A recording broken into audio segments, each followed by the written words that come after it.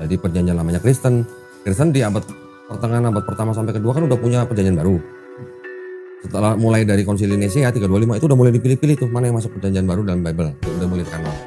Yang terakhir perjanjian barunya Kristen sama perjanjian lamanya dari Vulgata itu yang menjadi kitabnya Kristen pertama kali. Anggaplah ini punya Hesisius ya. Ini yang menjadi perjanjian lama, ada menjadi Vulgata, ini perjanjian barunya Kristen, ini jadi satu. Ini akhir abad 4 Masehi. Tahun 397 baru jadi. Nah, ini kan berasal dari sini, diterjemahkan dari sini kan.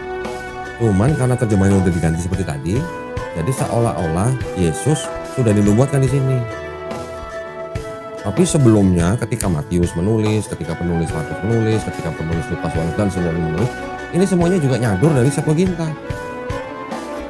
Nah, yang disadur sama Matius itu yang terjemahannya sudah jadi Parthenos gitu.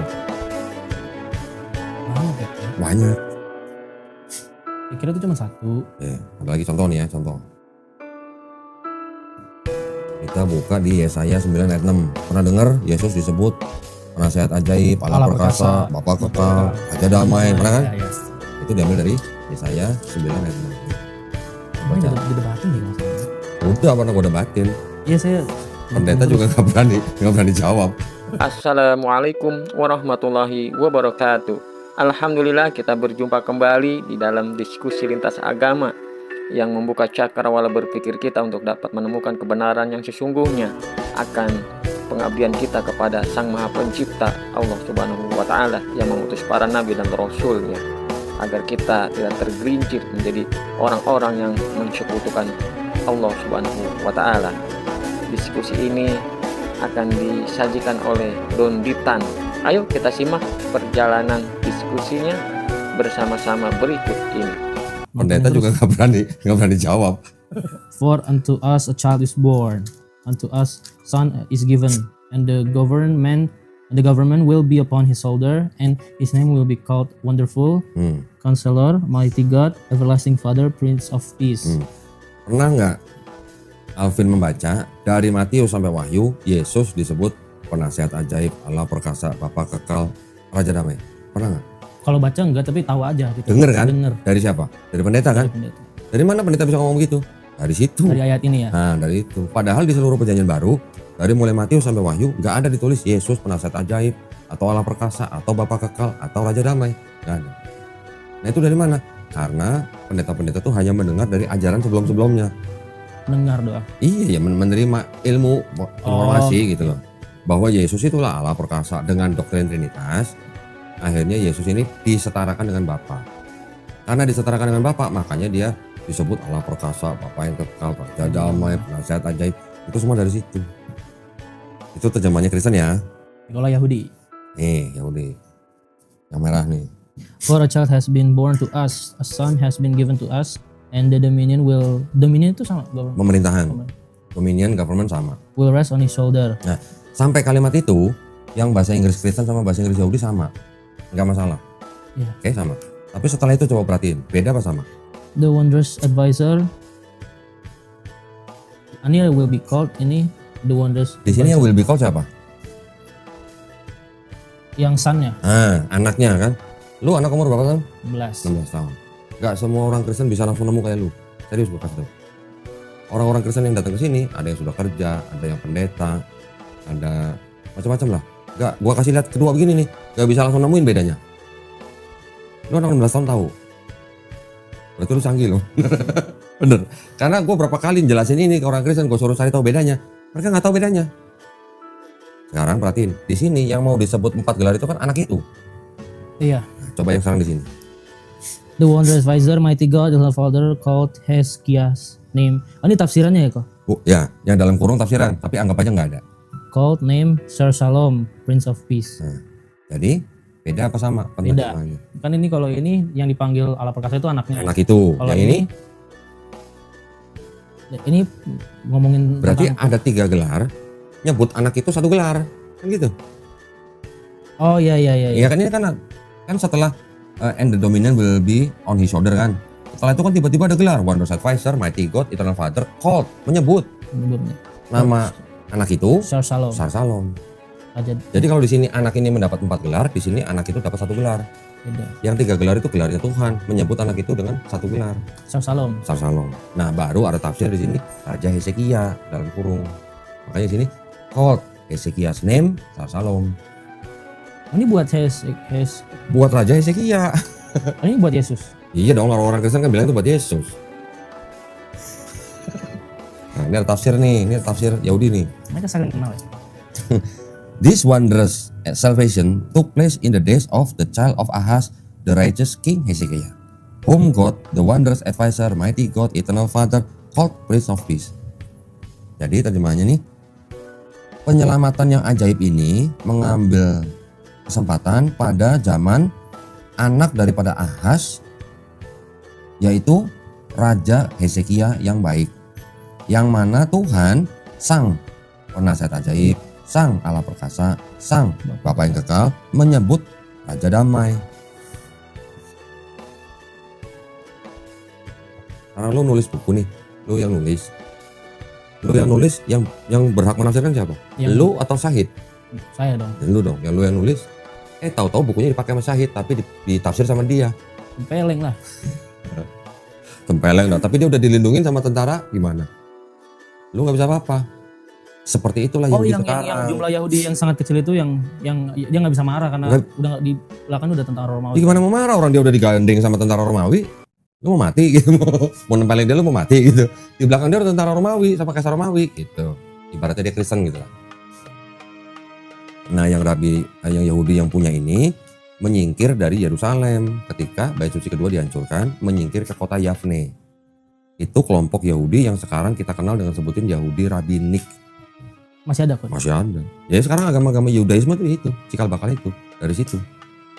Nah, kelompok mereka tuh yang nanti ada yang ke Amerika, ke Eropa, kemana gitu. Itu yang dari Rabbinik. Di Amerika, kelompok Yahudi Rabbinik itu kelompoknya kan berkembang.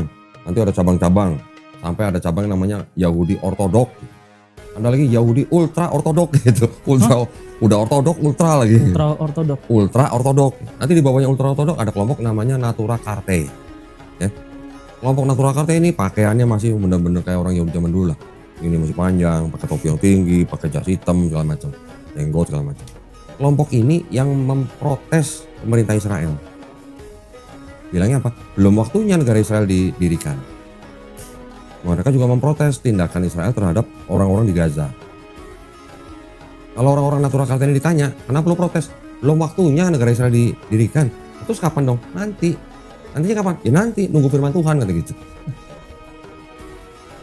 Nah, orang-orang, iya. Nah, orang-orang Israel yang mendirikan negara Israel, yang pakai Zionisme terus balik ke datang ke Israel, sekarang mendirikan negara Israel, itu Yahudi yang disebut dengan Zionisme. Zionisme itu bukan agama, Zionisme itu cuma orang-orang Yahudi di luar Palestina, mereka pengen punya bangsa sendiri, pengen punya negara sendiri. Karena di negara-negara orang mereka dipersekusi. Di Spanyol di Inkuisisi, di Austria, di Polandia dibunuh-bunuhin sama Jerman. Holocaust, ini kan Hitler 6 Ya, juta. Hitler ya. Itu mereka dipersekusi. Makanya sebelum-sebelumnya mereka kan juga sudah mulai pengen punya negara sendiri gitu. Berarti nyambung gak sih kok yang kayak itu Zionis itu? Kan waktu itu lagi makan McD ya gitu ya. Nah, terus ada temen muslim kan, perempuan. Saya makan nih Zionis itu, hah Zionis? Saya nanya Zionis itu apaan? Ya kayak Tahu nggak Zion itu apa? nggak tahu. Kota Yerusalem, tahu dong. Tahu. Kota Yerusalem itu berada di atas Bukit Sion. Nama tempatnya itu Bukit Sion gitu. Makanya orang bilang Zionisme itu adalah orang-orang yang pengen kembali ke Bukit Sion, ke Yerusalem, ya ke Palestina berarti. Mereka yang hidup di negara-negara orang dipersekusi, mereka pengen punya negara sendiri yaitu di Bukit Sion. Oke, gerakannya disebut Zionisme. Zionisme. Tapi mereka numpang pinjem ini gitu, numpang kayak ini dulu tanah gua gitu. Nih ceritanya Israel dulu udah di sini punya kerajaan segala macam, numpang bawa ini. Gitu. Gua datang ya kata orang-orang asli di Yerusalem dulu menerima mereka baik, numpang di rumahnya gitu. Lama-lama orang itunya malah diusir gitu. Gimana? Karena mereka pakai Inggris, pakai Perancis, pakai Amerika, pakai Liga Bangsa-Bangsa untuk membantu mereka mendirikan negara Israel. Baru tahun 1947 LBB menyetujui didirikan Israel. Tahun 48 baru berdiri negara Israel. Gara-gara Zionisme itu. Oh. Nah nih kok satu lagi nih. Tentang keilahian Yesus. Nah itu tentang Tritunggal lah ya. Saya tuh masih bukan, kalau misalnya dimasuk akalnya sih bisa aja sebenarnya. Kayak Tritunggal kan. Allah Bapa, Allah Putra, Allah Roh Kudus. Bukan 3 Tuhan tapi satu Tuhan. Terus Allah bukan Bapa, Bapa bukan Bapa bukan Yesus, Yesus bukan Bapa, Roh Kudus bukan Yesus, Roh Kudus bukan Bapa. Tapi bukan 3 Tuhan tapi satu Tuhan ya kan. Saya nanya kan sama pendeta kan. Waktu katekisasi. Iya, waktu katekisasi. Dijawabnya? Pokoknya tuh Allah yang apa tidak masuk akal itu. Maksudnya kalau Tritunggal tuh nggak bisa jelasin sepenuhnya, ngerti gak sih Kok? Nah jadi tuh kata dia, kata pendeta saya tuh, kita tuh nggak bisa memasukkan Allah yang nggak masuk akal gitu. Nah tapi kalau misalnya kata pendeta-pendeta lain ya di TikTok, kalau nggak ada Yesus, Bapak nggak bisa ngomong. Yakin Bapak nggak bisa ngomong? Di perjanjian lama Bapak ngomong nggak? Kan maksudnya udah ada doktrinnya di perjanjian barunya. Gitu. Iya. Terus? Ya gimana ya, maksudnya Allah Bapa, Allah Putra, Roh Kudus, bukan 3 Tuhan tapi satu Tuhan. Itu kayak ini, kayak Helenisme Romawi ya Pak? Paganisme Romawi ya? Paganisme Romawi, Helenisme Yunani, sama Platonisme. Pernah dengar Platonisme? Bukan. Lu anak seumur lu harus lihat bukti kan? Iya dong Pak. Ya dong. Katekisasi pendetanya buka-buka Bible nggak? Enggak. Buka Bible ayat-ayat yang harus dipelajari. Oh iya. Helenisme dulu ya. Helenisme. Ini namanya apa? New American Bible. Ini Bible orang Katolik Amerika. NAB ya? NAB. Nanti ada lagi NABRI. Ini dulu terbit kalau nggak salah pertama kali tahun 1970. Belum ELA ya. Oh udah, udah. Ini versi Amerika aja pokoknya. Ini juga ada Deuterokanonikanya. Oh ini Katolik. Katolik nih 70 nih. Ih mana tadi kecil bener tulisannya. Oh, nih. 70. Nah 70 By the Catholic Book. Ya. Lu buka yang ini Yohanes 1:1. Gampang. Iya. Yohanes 1:1 aja gampang. Kan pada mulanya sih nggak perlu dicari. Iya. In the beginning was the word kan? Iya. And the word was with God and the word was God gitu kan. Ini ada catatannya nih. Baca tuh yang kuning. Ini tafsirnya ya? Iya, catatan kaki yang kayak tadi gitu. Yang tadi merah itu ya? Iya, lalu baca tuh apa? Hellenistic philosophy. Nah. Ambil filosofinya dari... Bukan gue yang ngomong loh, itu yang ngomong loh. Gue kasih lagi, itu Hellenisme ya. Berhala gitu gak sih? Gini terus.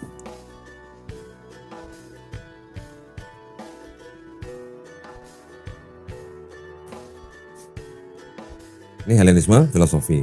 Sekarang pernah dengar Justin Martyr? Enggak pernah. Google dulu, Justin Martyr itu siapa?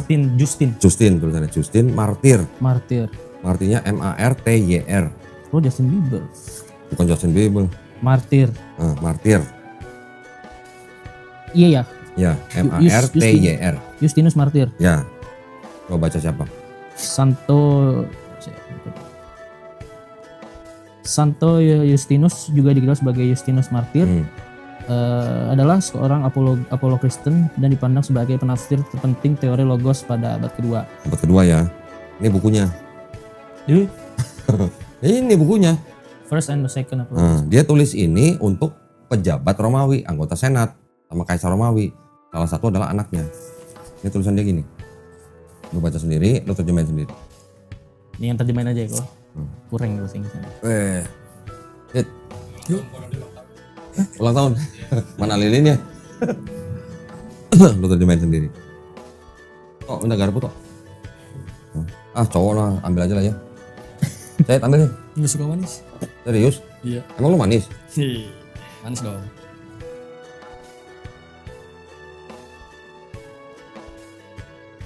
Nanti kalau gue yang terjemahin, sangkain gue ngarang.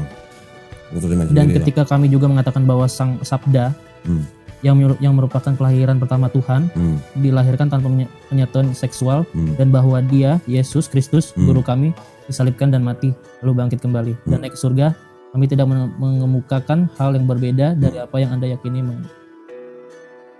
Dari apa yang Anda yakini? Ini mengenai mereka yang Anda anggap sebagai putra-putra Jupiter. Yesus disamain sama putra-putra Jupiter. Pernah dengar Dewa Jupiter? Pernah Dewa Jupiter. Ya itu ada di Romawi. Kalau Yunani dewa Zeus. Ya, Zeus. Dewa Zeus punya anak Helen, makanya disebut sistem itu disebut Helenisme. Oh. Hercules, Perseus itu anak-anak dewa Zeus. Hercules tuh yang musuhnya Thor itu kan? Masa bukan dong, bukan Hercules dong. Itu yang di Thor kan itu. Norse. Kalau Thor mah ya Norse, Norwegia, bangsa Viking. Kalau di filmnya tuh terakhir lawan Hercules dia. Itu kalau Zeus di Yunani. Kalau di Romawi itu dewa Jupiter. Punya anak siapa? Merkuri. Ini ada lagi begini nih. Tadi mana? Ini mana yang kuning-kuning? Ini kan? Bentar. And if we even affirm that he was born of a virgin, except this in common with what you accept of Perseus. Perseus. Iya, anak dewa Zeus.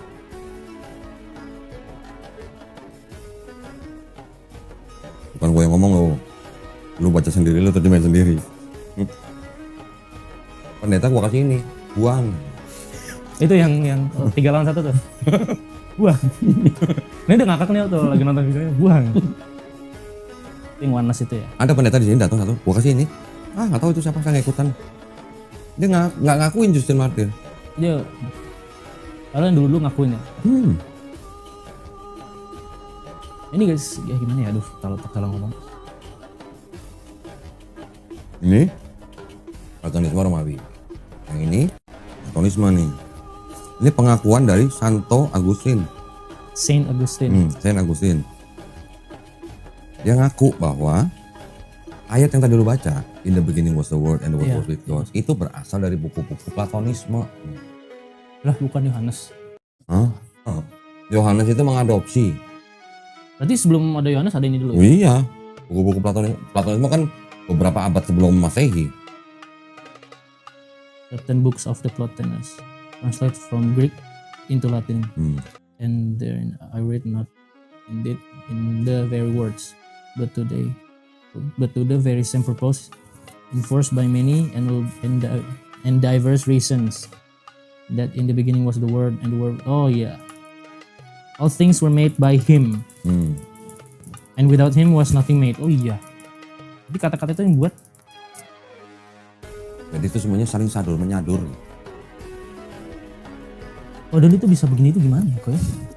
Ya makanya kalau kita bisa bahasa Inggris, kita bisa tahu permasalahan di dalam Kristen itu jauh lebih banyak materinya yang dalam bahasa Inggris. Kalau kita nggak bahasa Inggris, kita nggak akan bisa dapat materi kristologi itu banyak, nggak bisa. Juga mager juga bacanya kalau udah mager. Benar. Lu nanti harus translate lagi. Nah, begitu imani aja. Kelamaan kan. Jadi penulis-penulis Bible, terutama Perjanjian Baru, itu adalah penulis-penulis yang sebenarnya sifatnya hanya sadur menyadur gitu. Tahu sadur kan? Tahu. Matius, Markus, Lukas, Yohanes. Yang ditulis duluan yang mana? Markus. Matius dan Lukas menyadur Markus. Ya kan? Kayak dicontek gitu ya? Iya, jadi yang 80% di Matius tuh asalnya dari Markus. 60% di Lukas asalnya dari Markus. Biar kayak seolah-olah mereka tuh 4 saksi gitu. Nah, kalau itu sih belakangan. Tapi ketika mereka menulis kan mereka belum punya rencana biar jadi 4 saksi gitu, bukan. Kalau menjadikan 4 saksi itu bapak-bapak gereja belakangan udah dapat 4 itu mah. Tapi ketika mereka sama-sama menulis, yang Markus nulis, disadur sama Matius, disadur sama Lukas. Yang Markus nyadur siapa? Enggak tahu. Nih. Perasaan waktu nonton kok nggak se ini bang? Ya kan nggak semua dalam satu video lah. Kalau satu video gue beberin semua mau berapa jam itu videonya? The Homeric Epics and the Gospel of Mark. Nah, lu Google dulu siapa tuh Homer? Homer. Bukan Homer, nama orangnya Homer. Homer Epics. Atau lu tulisnya Homer writer gitu, penulis. Writer. Ini akan muncul James siapa? gak sih? James Homer, bukan? Oh ini kan? Iya. Homeros. Coba tahun berapa dia hidup? Orang udah ada Google kan ya.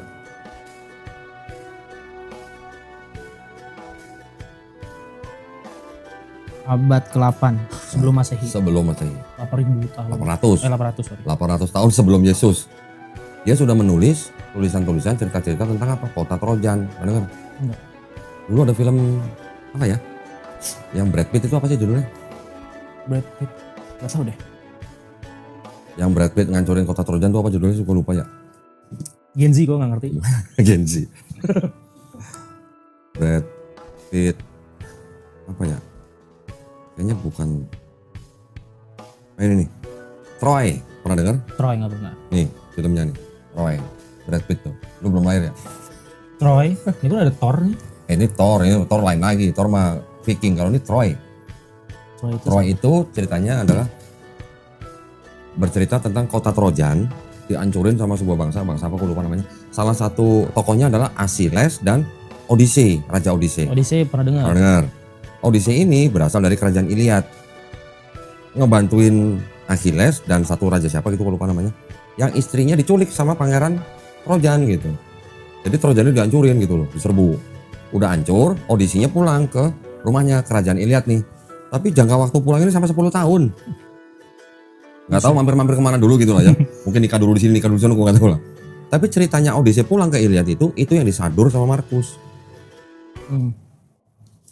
Banyak banget. Pernah dengar apa namanya? Yesus diurapi oleh wanita. Dipakai rambut gitu. Diusap pakai rambut. Kakinya. Di sini ada. Pernah ingat Yesus naik perahu ada badai? Iya. Di sini ada. Menenangkan badai. Nah, ini udah gua tanda-tandain. Nih ceritanya Odyssey, ini ditulis sama Mark. Narasinya diambil tapi nama orangnya diganti, nama tempatnya diganti. Ini siapa sih kok yang ngambil kayak gini? Yang nulis ini? Ya, maksudnya kayak ini bisa menyadur kayak gini gimana? Ya ini penulis Mark menyadur tulisannya Homer. Biar apa? Bikin cerita. Oh, ngarang. Ngarang tapi nggak orisinal dari apa khayalan dia, tapi dia ngambil Ada dari tulisan orang. Ada tulisan orang. Iya.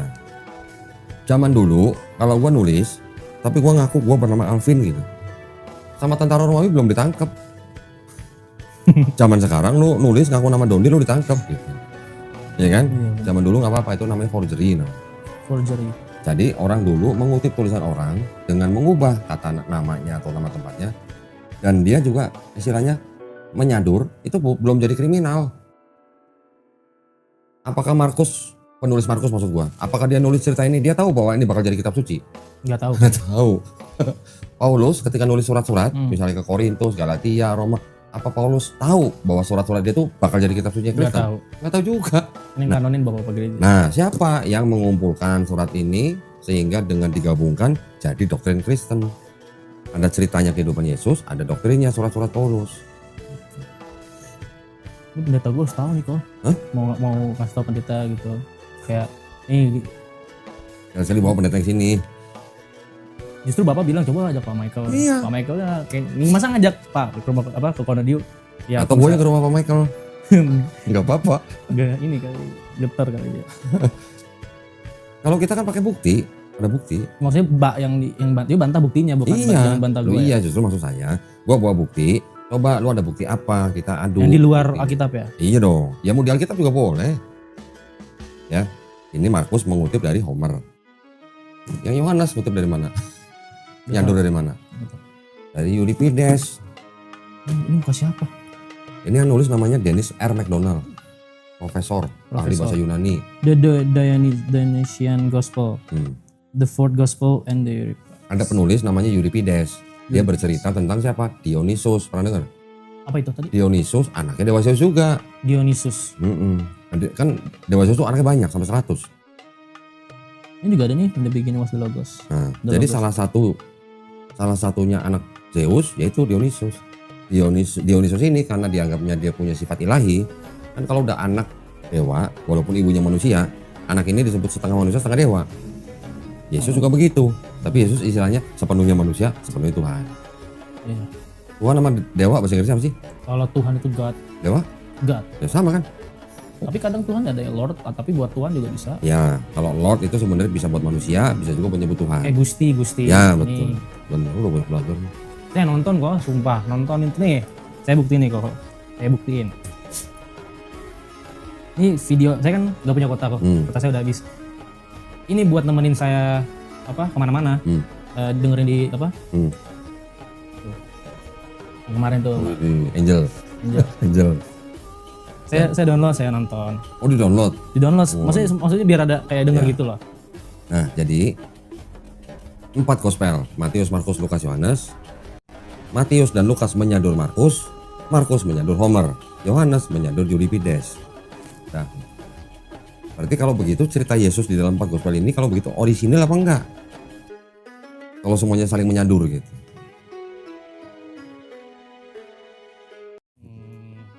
Berarti kan nggak orisinil. Nggak di sini. Iya. Padahal 4 gospel ini ditulisnya sebelum Paulus atau sesudah Paulus? Sesudah Paulus. Sesudah Paulus. Tahun 40 ya. Paulus 48 sampai 65 Masehi. Markus ditulis paling cepat 65 sampai 70 Masehi.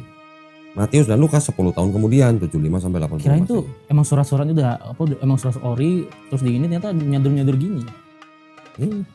Siapa yang bantah ini? Siapa yang bisa bantah ini? Belum ada yang bantah sampai sekarang. Karena apa? Karena dokumennya Homer masih ada, dokumen Euripides masih ada. Kalau nggak ada dokumen Homer, dokumen Euripides, orang nggak bisa tahu Markus nyadur dari mana. Gitu. Ternyata dokumen Homer masih ada, bahkan menjadi epic. Sampai sekarang aja orang masih bisa bikin film dari tulisan dia. Film apa tuh sebenarnya? Itu Troy dari sini. Troy. Iya. Di Netflix juga ada kan, Trojan gitu. Juga dari cerita ini. Jadi yang gue bisa bilang ke Alvin kan cuman apa? Jangan sedih. Gitu dah. Udah 4 gospel saling nyadur. Ayat yang ngajarin Trinitas pasti tidak asli. Gimana Alvin? Aduh, Pak Michael, Pak Pendeta saya tuh nungguin videonya mana udah waktu itu kan Pak Michael tahu. Pak Michael tahu. Alvin mau kesini. Iya. Oke. Pak Michael salam ya. Mudah-mudahan kita bisa ketemu ya sekali-sekali ya. Ngobrol seperti ini. Saya suruh debat tapi katanya buat apa? Buang-buang waktu. Ya, kalau Pak Michael terlalu sibuk ya nggak apa-apa, kita nggak bisa maksa. Tapi kan berdiskusi, berdebat itu kan Nggak ada mas. ada sesuatu yang kita bisa ambil sarinya. Itu. Bukan berarti kalau berdebat itu bermusuhan loh, enggak. Saya sama pendeta-pendeta habis debat ngopi bareng, makan bareng. Maksudnya kalau lagi debat kesel mah kesel, cuman pas habis itu udah selesai. Iya selesai, iya. Saya sama pendeta Hendritan habis debat peluk-pelukan. Salaman tuh. Sama pendeta Heno di sini, walaupun dia ngomongnya kayak gimana, selama nggak ada kata-kata kotor, saya nggak marah. Heno tuh yang botak tuh. Iya yang botak ya. Yang dari Calvinis kan dia. Betul. Yang baju merah tuh. Betul, nama kaos anaknya. merah. Iya. Ya, di Saya sini. nonton sampai habis. Saya nonton sampai habis. Yang sama Pak Robert udah nonton belum? Yang Robert. 8 jam. Oh kalau waktu nggak tahu kok 8 jam. Saya pecah-pecah jadi 1 jam. Nah kalau mau nyicil nonton itu juga boleh. Habis kita makan bareng di sini. Habis debat di sini juga kita foto bareng. Nggak ada harus marah-marah atau ribut atau jadi musuh, enggak. Kita kan tujuannya kan mencari kebenaran. Oh Robert ini ya saya nonton. Nonton. Iya. Nah, udah. Cuman Gimana? kalau menurut saya bukan mau ngeritik orangnya ya, bukan ngomong-ngomong orangnya, cuman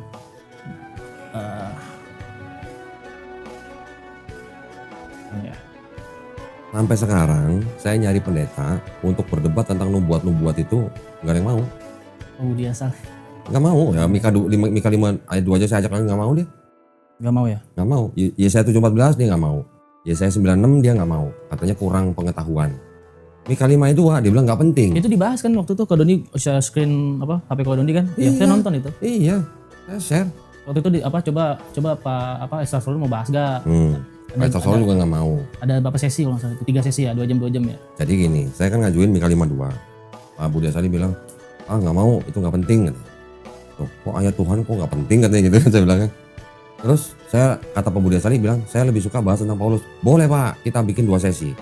1 sesi 2 jam Mika 5:2, 1 sesi Paulus kita bicara. Tapi Mika 5:2 tuh nggak penting, lebih banyak Paulus. Paulus 2 jam itu nggak cukup. Oke Pak, kalau nggak cukup yang Paulus saya tambahin lagi 2 jam. Jadi 4 jam. Nah, Paulus 4 jam, Mika 5:2 saya cuma minta 2 jam. Nggak mau juga. Esra Solo juga nggak mau. Kenapa? Karena referensinya terlalu sedikit. Jadi Mika 5 ayat 2 di perjanjian baru adanya cuma di Matius 2 ayat 6. Udah cuma itu doang. Satu ayat itu. Cuma 1 ayat doang yang dianggap penggenapan dari Mika 5:2. Hanya gara-gara penulis Matius mengutip Mika 5:2, ngambil ayatnya, nggak bawa konteksnya. Gitu. Akhirnya nggak berani. Padahal saya punya begitu banyak referensi di perjanjian lama yang membicarakan tentang Ruth, membicarakan tentang Bethlehem. Bethlehem itu bukan Bethlehem kota ya. Suku Lehem namanya gitu. Bait Lehem. Bait Lahm kalau di Arab ya. Gitu. Udah bilang itu nggak ada yang bisa ngalahin Kodon di asli dah. Tapi kalau debat ya. Loh enggak kan saya berdasarkan buku, berdasarkan bukti, bukan Nggak berdasarkan bisa. asumsi. Ya maksudnya Kodon ini coba bantah ya. Iya. Nggak ada yang bisa. Ya, yang saya beli kan juga yang menurut saya ini fair, ini fair. Saya juga nggak mau berasumsi. Itu yang berjejer di belakang tuh, itu tafsirnya Kristen tuh. Itu yang saya baca nih. Ini buku concordance sih, gue beli. Apa nih. itu? Concordance. Jadi di dalam setiap kata di dalam Bible itu dikasih nomor. Oh, salah satu gitu. Iya. Buset. Iya. Untuk menentukan kata itu dipakai di berapa ayat, untuk menentukan kata itu akar katanya apa, untuk mengetahui kata itu artinya apa. Ada di sini. Ini nih Bang nih. Dari yang merah nih. 1, 2, 3, 4, 5, 6, 7, 8, 9, 10, 11, 12 buku. Dari Kejadian sampai Wahyu, ini buku tafsir Kristen. Buset. Gue beli, biar apa? Biar gue tahu tafsirnya Kristen gimana. Gue beli juga tanah, biar gue tahu tafsirnya Yahudi gimana. Sampai gue beli sejarah Romawi tuh. Buset. Oh, Buat apa coba? Padahal yang gue ambil referensi cuma satu kalimat. Untuk membuktikan bahwa di Lukas itu ada cerita Yesus lahir ketika zaman Kirenius. Ya kan? Kirenius ya. Tahun berapa Kirenius jadi wali negeri Syria? Bukan Lukas. Lukas Yang- pasal 2. Yang ini aja Ini, kali ya. ini aja. Gitu aja. Lukas pasal 2. Pasal 2. Yang merah nih kok. Yang pink ya? Hah? Lukas 2. Ya, apa tuh? Oh ini awalnya ya. Dari awal. Pada waktu itu Kaisar Agustus mengeluarkan suatu perintah, menyuruh mendaftarkan semua orang di seluruh dunia. Inilah pendaftaran yang pertama kali diadakan sewaktu Kirenius menjadi wali negeri di Syria. Kirenius menjadi wali negeri di Syria. Nah, itu gue cari tahu di sini tahun berapa itu. Oh, Sampai gue cari begitu. Ada yang bisa bantai ini nggak? Itu aja kan. 1, 5, 7. Tujuannya kan itu.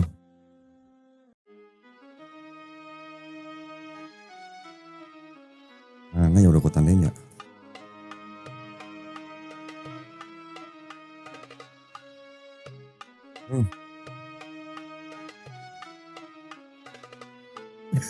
Berapa? Tahun berapa nih? 6 AD ya, Nah, 6 AD itu tahun berapa? abad ke-6.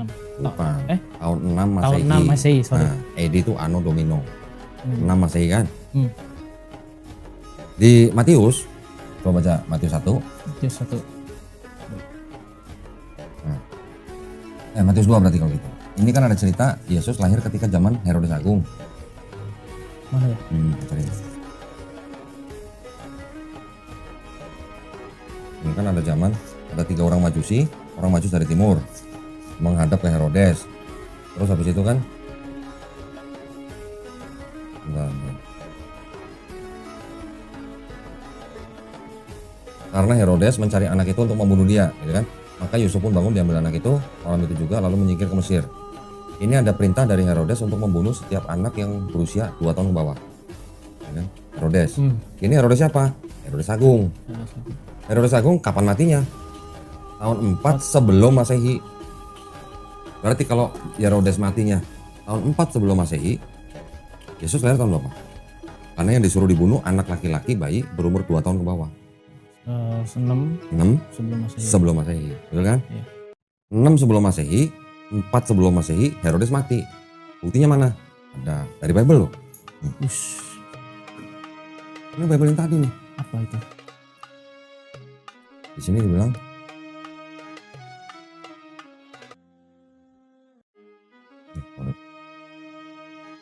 nih, Herodes Agung. Herodes ialah Herodes Agung, ia bukan bangsa Yahudi dan diangkat oleh perjanjian Romawi. Ia pandai dan giat bekerja, tetapi terkenal karena kelalimannya ya. Kelalimannya.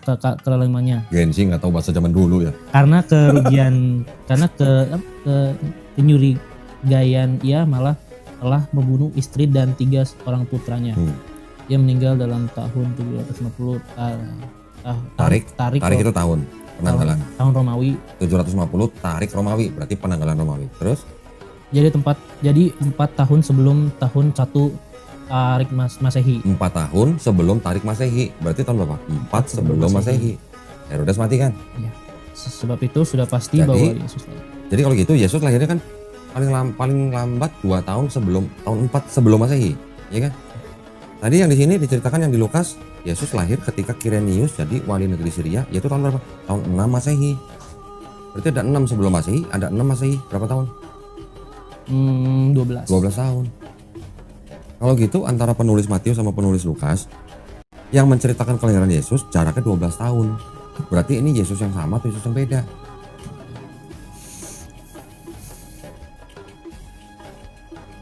Sampai sekarang kalangan Kristen sendiri belum kelar nih urusan.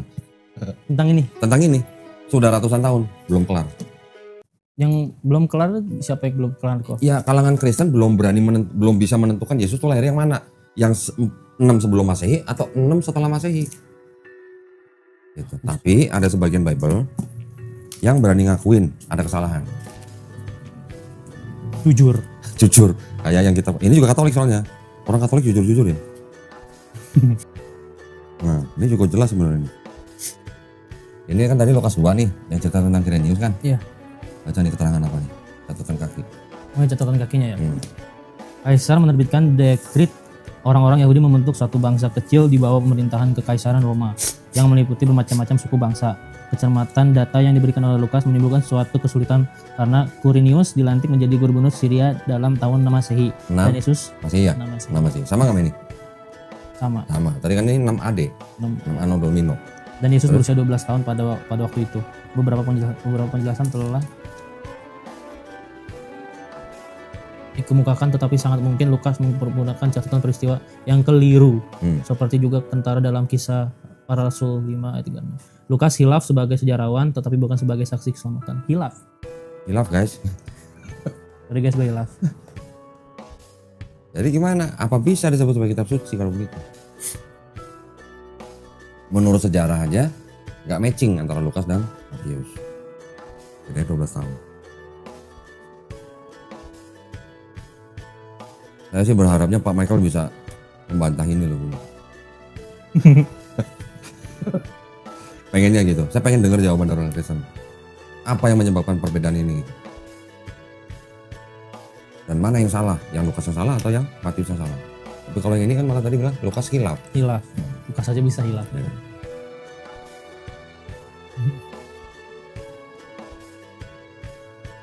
Apa lagi?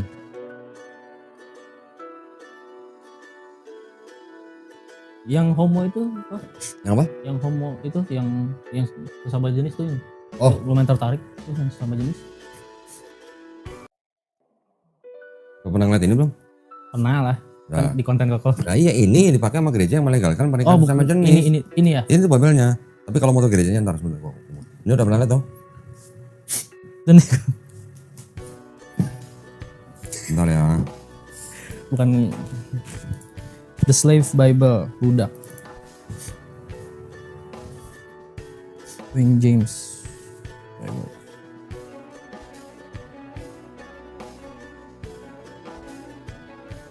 Nih.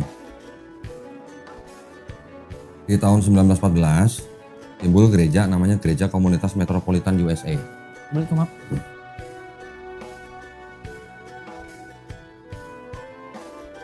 Gereja Komunitas Metropolitan USA. Yang mendirikan namanya Troy Perry.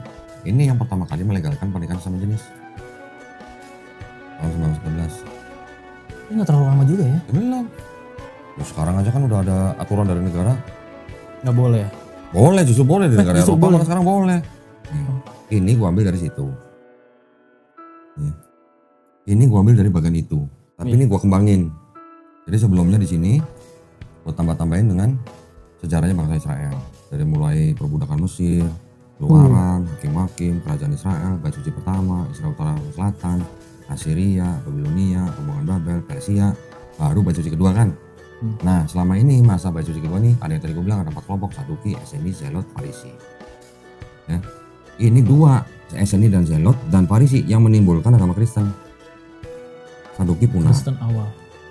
Eseni punah, Zelot juga punah, Farisi menjadi Yudaisme Rabbinik. Yang tadi ya, yang sekarang. Nah ini yang menjadi Kristen, ini adalah Kristen yang mengikuti pemikiran Paulus. Setelah bait suci kedua dihancurkan, baru Kristen Paulinis, Kristen Gnostik, Kristen Yahudi atau Nazarin Ebionite ini punah. Terus ada lagi Kristen yang tadi Gnostik, ada yang Valentinian, ada yang Setian, ada yang Mandaism punah. Nongol lagi Arianisme.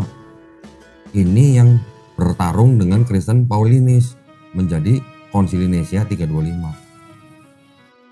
Setelah ini dijadikan agama yang boleh dianut di Romawi, Decree of Thessalonica. Sebelumnya Decree of Milan, jadi agama yang legal di Romawi. Nah ini dari Konstantinopel ini, agama Kristen menjadi agama resminya Romawi. Setelah Efesus, baru. Yang setuju dengan Kalsedon menjadi patriarki, yang tidak setuju menjadi gereja timur. Nestorian. Ortodoks. Nah, Bukan ini Nestorian nih, gereja timur. Historian. Santo Thomas India. Nah, ini yang baru ke bawah menjadi Katolik dan Ortodoks. Ini pecah menjadi ini. Ini sama nama itu. Cuma gue kembangin aja, gue terjemahin. Oh, Pengen tahu Pak Michael ada nggak itu bagian itu? bagian apa? Bagian seperti itu ada nggak Pak Michael? Belajar nggak dulu? Gak tahu dah.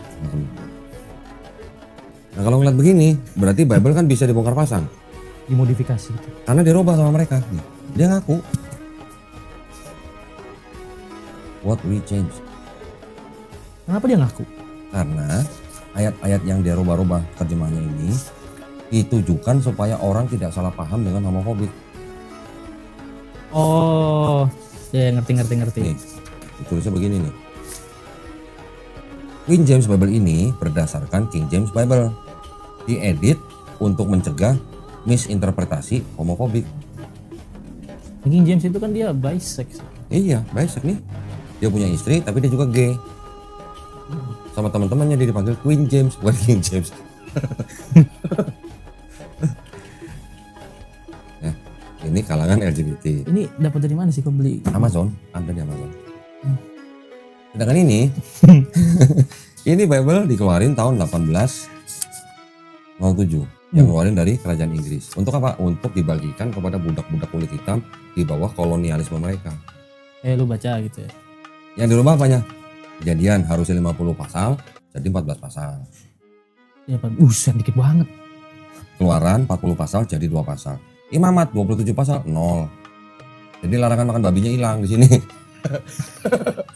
Ya kan larangan babi haram kan ada di Levitikus, Imamat. Ya kan?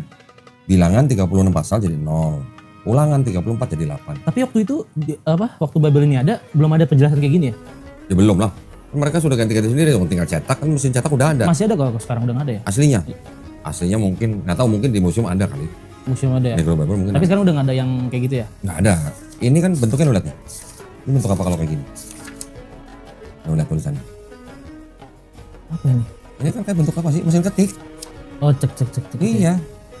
The first Sabbath together. Nah kalau pasalnya dihilang-hilangin maksudnya apa? Tujuannya apa kalau pasal 0 banyak 0. Perjanjian barunya kena di nolin. Yang kalau Yesus Tuhan ada? Yo, Yesus Tuhannya tetap. Yesus Tuhannya tetap ya. Tapi dengan banyaknya pasal yang dihilangkan, tujuannya supaya budak-budak kulit hitam itu tidak berontak. Biar nurut gitu ya. Sekarang misalnya contohlah Alvin ini bangsa Indonesia zaman dulu belum merdeka. Ya, gua datang nih, gua Belanda nih, gua ambil nih hasil buminya, kan gua jajah, gua ambil hasil buminya, gua kasih kitab, baca ya, kasihilah musuhmu. Musuh lu siapa? Belanda. Nah, tapi Belanda juga yang ngasih kitab, iya. baca ya, kasihilah musuhmu. Kalau ditampar pipi kanan jangan kasih pipi kiri. Itu yang dibahas Angel kemarin gak sih? Nah, udah pernah nyobain belum? Ya saya ditampar balik lah. Nah, kenapa? Lu gak ikut Bible berarti?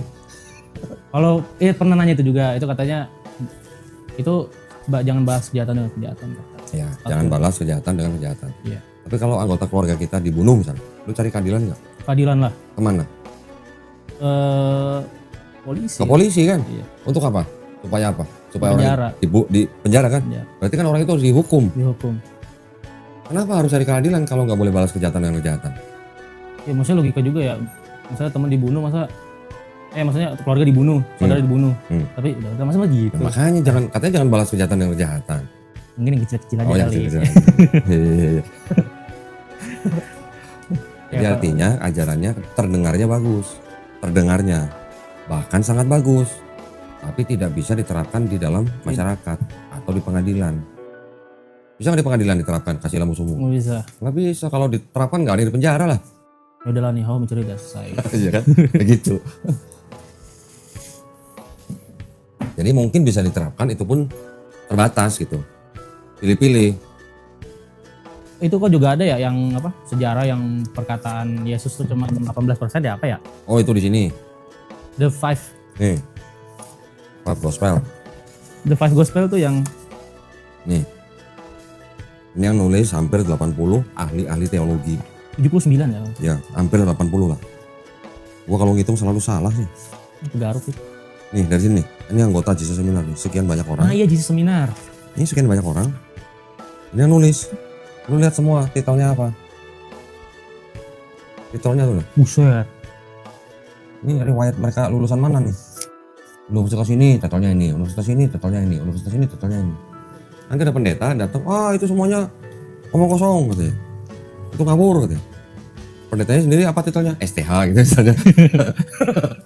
STH bilang yang ini ngawur gitu, padahal yang ini MD, BD, PhD, DD. D itu maksudnya divinity. Teologi semua. Nah ini yang bilang perkataan Yesus di dalam 4 gospel cuma 18%. Yang ini gak sih kok yang apa? Yang membantah ucapan Yesus yang tentang keilahiannya gitu. Banyak, nggak usah dari sini, dari ayat-ayat. 82% of the words ascribed to Jesus in the Gospels were not actually spoken by him according to Jesus Seminar. 82% bukan perkataan Yesus. Cuma 18% ya. 82% bukan iya sempat nyari tuh di ChatGPT sih. Nah, pasti Sama. keluar sama.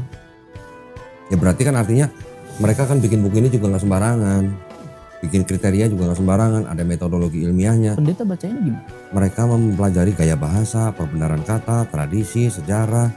Kalau enggak bagaimana mereka bisa menilai ini pasti perkataan Yesus, ini pasti bukan. Dari mana kalau nggak belajar sejarah sama tradisi Yahudi gitu. Tradisi kan penting juga sebagai pertimbangan ini bener nggak orang Yahudi dulu zaman dulu ngomong gini gitu. Iya iya. Berarti according Jesus Seminar ini yang perkataan Yesus cuma 82%. Iya, Cuma 18%. 18%. Udah gitu saling nyadur lagi. Kecil banget kok 18%. Kecil banget lah. Itu pun belum tentu bener 18%. Mungkin di bawahnya. Karena ada toleransi juga pasti. Yang I and the Father are one itu. Coba kita lihat. Aku dan Bapa adalah satu. Coba kita lihat. Walaupun begitu, walaupun benar itu perkataan Yesus, menurut gua nggak ada salahnya. I and the Father are one. Karena beberapa ayat sebelumnya ngomongin pekerjaan. Pekerjaan Bapakku Iya, kalau ngomongin pekerjaan berarti ngomongin apa? tujuan. Misi. Misi. Jadi sama-sama satu misi atau satu tujuan. Matius, Yohanes, Lukas. Nih, ada yang anak Adam harus menderita dan menjadi tebusan bagi banyak orang. Ingat ada ayat begitu? Diambil dari Markus 10 ayat 45. Itu ciptaan Markus. Ciptaannya dia sendiri. Ciptaan penulis. Biar seru kali ceritanya. Markus 10 ayat 45 nih. Apa kata ini? Much of the famous line recorded in Verse Verse 45. Jadi 45. maksudnya Markus pasal 10 ayat 45 is Mark's creation. jangan sedih gitu. Ini tuh yang dilarang baca sama pendeta gak sih? Iya. Dulu nih nggak boleh masuk Indonesia. Gak boleh. Nggak boleh. Dulu ya, pernah dengar ya. 10 pas ayat 30. 30.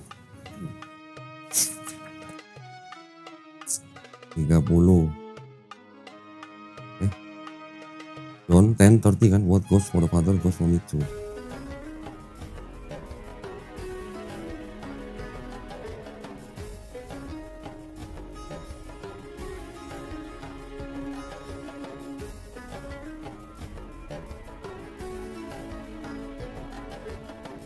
Itu adalah Johannine Teams. Johannine itu artinya orang-orang apa namanya yang mengikuti pemikiran penulis Yohanes gitu. Johannine itu berarti kelompok yang sekolah Johannine lah. Oh John. Iya John. John iya. itu disebut orang-orang yang mengikuti pemikiran penulis Yohanes itu disebut sebagai Johannine. Ini disebutnya Johannine Teams. Kayak Paulin gak sih? Betul. Paulus kan menulis surat. Surat itu dipelajari, ada orang setuju, ada orang tidak setuju. Orang yang setuju disebut Paulinisme atau Paulinis gitu. Saya pernah ngomong itu ke Pak Michael tapi dia nggak tahu Paulin itu apa. Paulin itu artinya itu orang-orang yang mengikuti pemikiran Paulus di dalam surat-suratnya. Cuman 7 kan yang ditulis surat. Iya, dari 13 ternyata cuma 7 yang ditulis sama Paulus. Ibrani nggak tahu ya? Nggak tahu.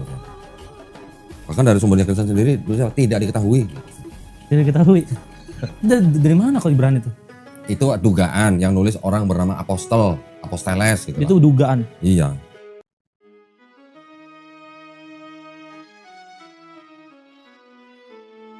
Gimana coba kalau begitu? Ya orang Kristen pasti menolak ini. Karena tidak sesuai dengan doktrin Kristen. Yang penting Yesus Tuhan gitu ya. Iya. Yang penting Yesus Tuhan, perpuluhan lancar gitu. Perpuluhan itu kalau nggak salah punya Yahudi gak sih? Memang. Ya asalnya dari Yahudi, dari PL. Yang katanya kalau kan ini udah dibatalkan dengan mati Yesus di kayu salib. Cuman perpuluhannya masih jalan. Kenapa jalan? Aku udah bilang ke mama papa waktu koroni kan, dijelasin. Ini loh mama, ternyata tuh perpuluhan tuh apa? Kan udah dibatalin ya kan. Tuh kata bapak, ya udahlah, biarin aja. Sedangkan orang Yahudi sendiri zaman sekarang melakukan perpuluhan enggak? Gak tahu. Enggak. Kenapa Kenapa? tuh? Karena perpuluhan itu harus dilakukan di tanah Israel dan di bait suci. Oh, berarti yang di luar Israel enggak. Lah bait sucinya udah mana? Udah hancur. Makanya mereka tidak melakukan lagi Oh perpuluhan. iya. Lah kenapa Kristen masih perpuluhan? Tanya Pak Michael. Pak, itu kenapa Pak? Katanya hukum Taurat sudah dibatalkan dengan mati Yesus di atas kayu salib. Ya, kalau sudah dibatalkan kenapa masih dijalanin perpuluhannya? Sedangkan sunatnya nggak mau. Iya. Sunatnya sunat rohani aja.